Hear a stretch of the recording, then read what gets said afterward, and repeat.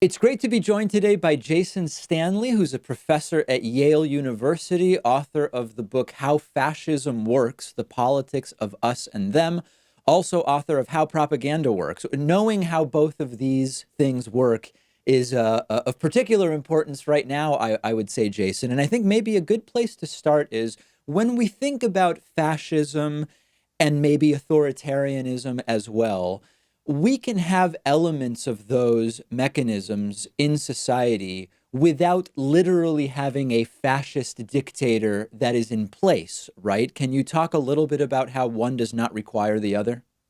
Absolutely. So my book, How Fascism Works, is based on an analysis of fascist politics and rhetoric.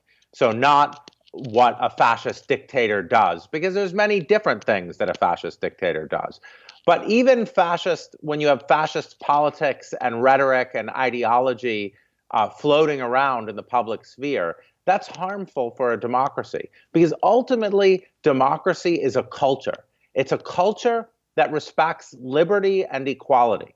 And foundational to liberty and equality is truth. So it's a culture that respects truth, because without truth, you can't speak truth to power.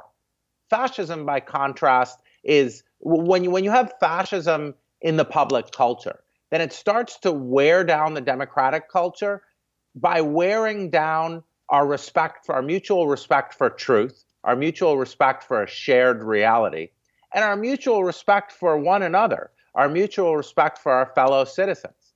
So democracy is ultimately a culture. It's not a voting system, because if no one respects the truth, and everyone is just like filled with conspiracy theories, then who cares how they vote? It's not going to like reveal anything. Democracy is a culture, and when you have people filling the public space with conspiracy theories, raising panic and fear, detaching policy from reality in favor of advancing their own power, then you wear down a democratic culture. And when you wear down a democratic culture, even if your democratic institutions are fairly robust, you still have a worry for the future of your democracy. Yeah, so I think this is great context for the conversation we're going to have in analyzing what's taking place today, which is we are talking about a culture of fascism or authoritarianism, not an actual fascist dictator in the sort of 20th century historical sense. And thinking Well, along those lines, if we can, what are the signs that you are seeing moving over the last several years that should be concerning to those who don't want that type of society to develop?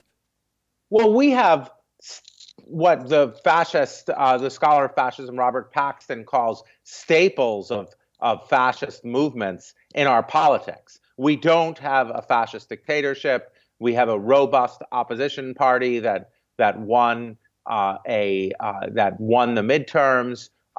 So we have a robust opposition party. We have robust democratic institutions, but there's two worries about our institutions, and that would be number one, the attack on our voting system, voter suppression, voter disenfranchisement.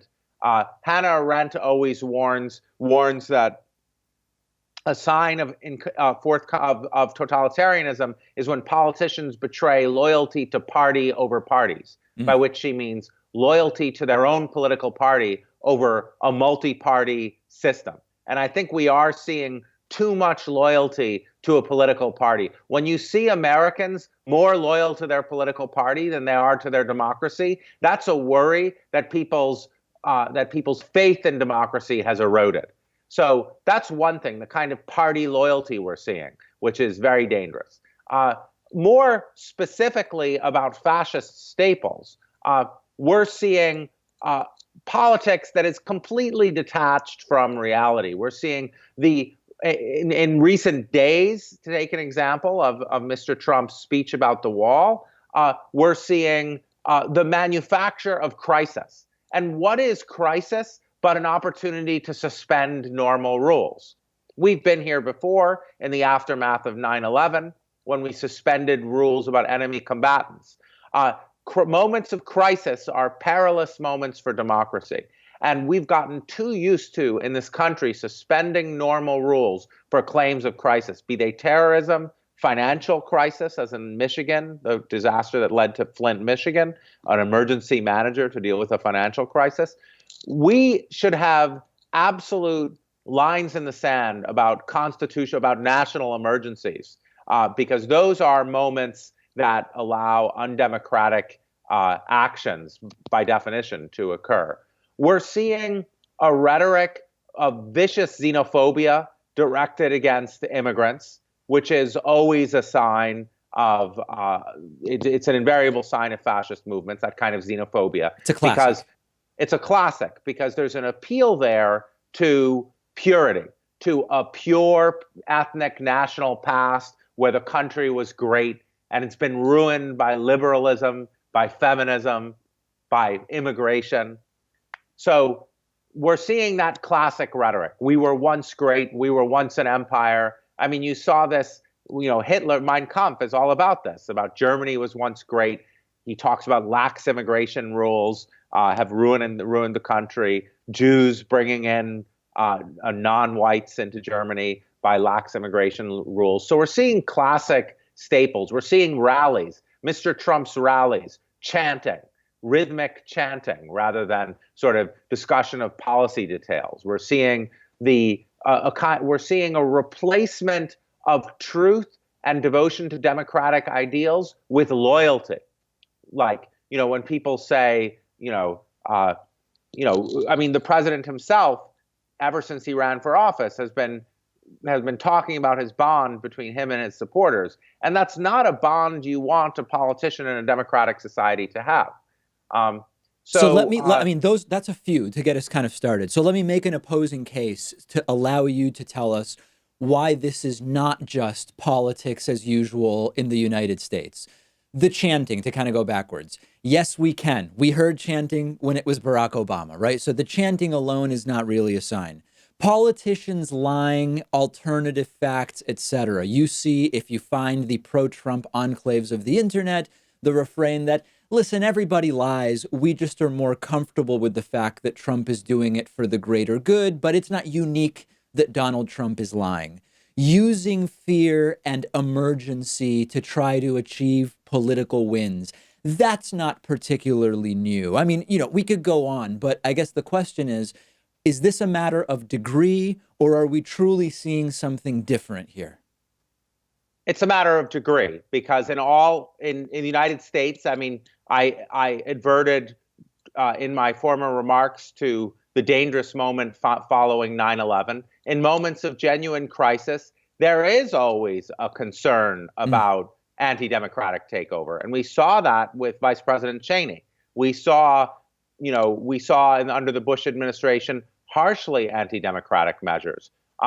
So now you have an element about the chanting, about the yes we can, about the hero worship. Well, so people like to use the term populism.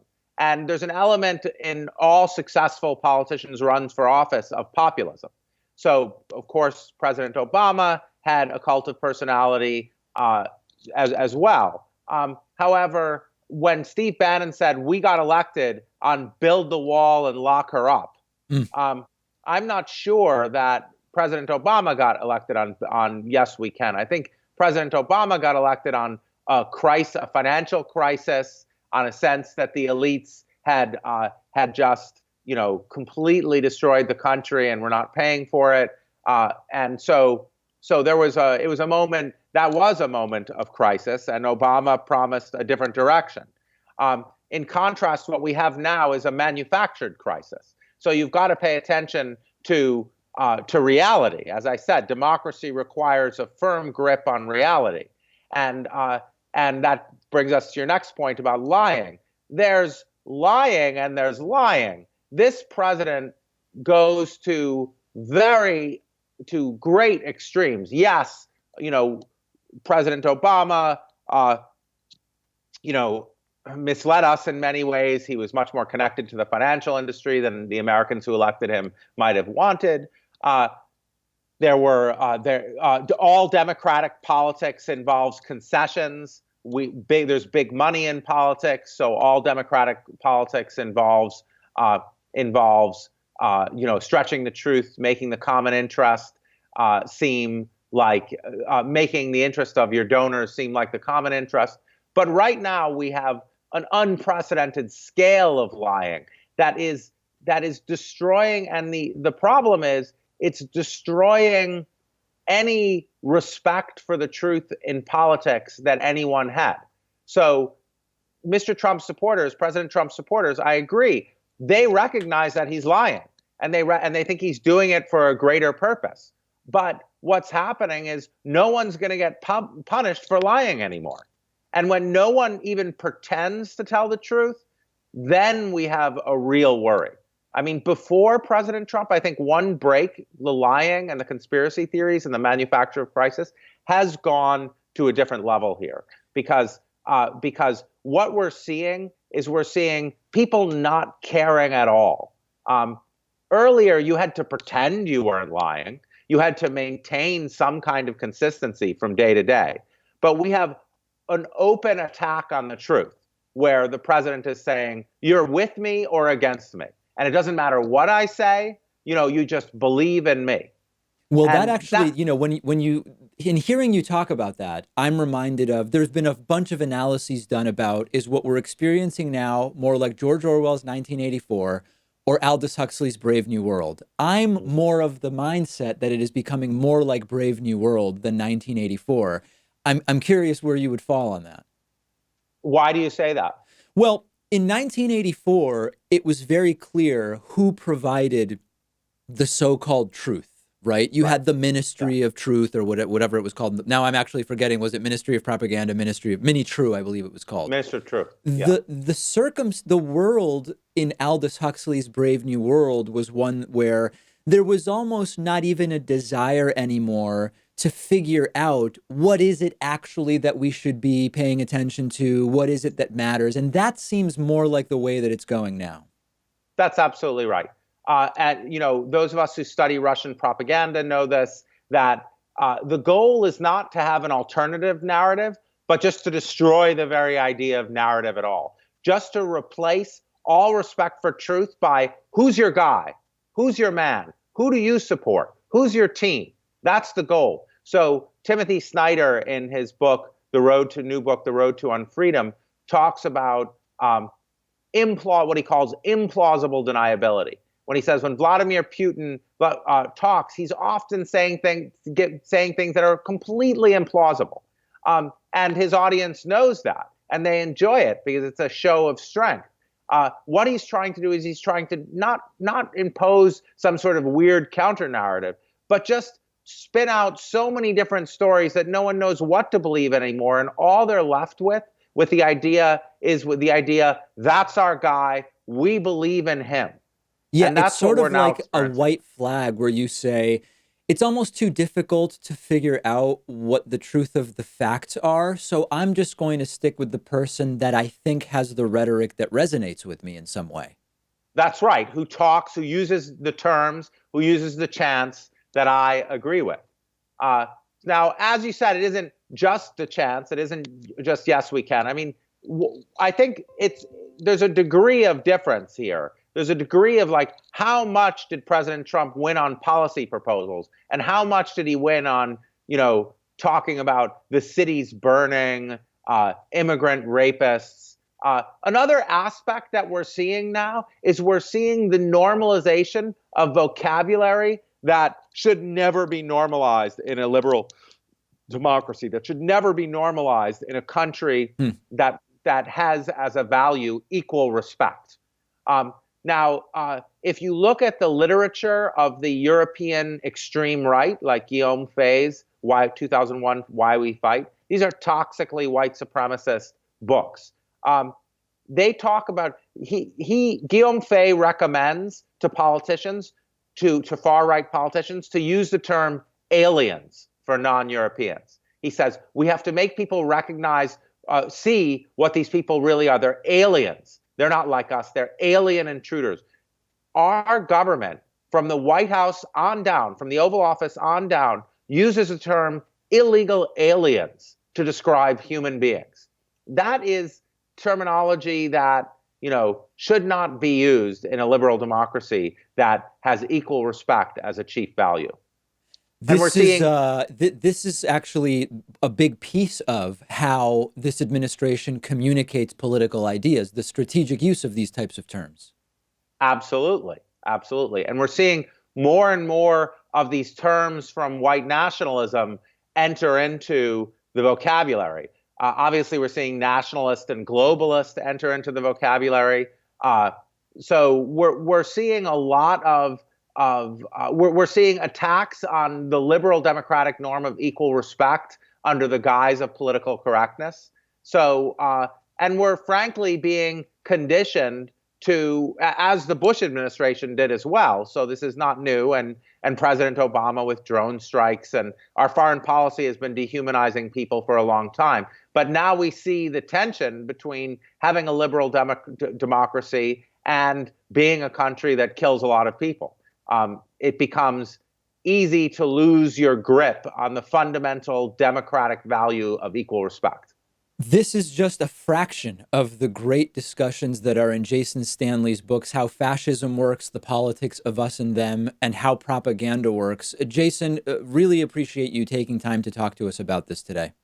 Thank you very much. Great discussion.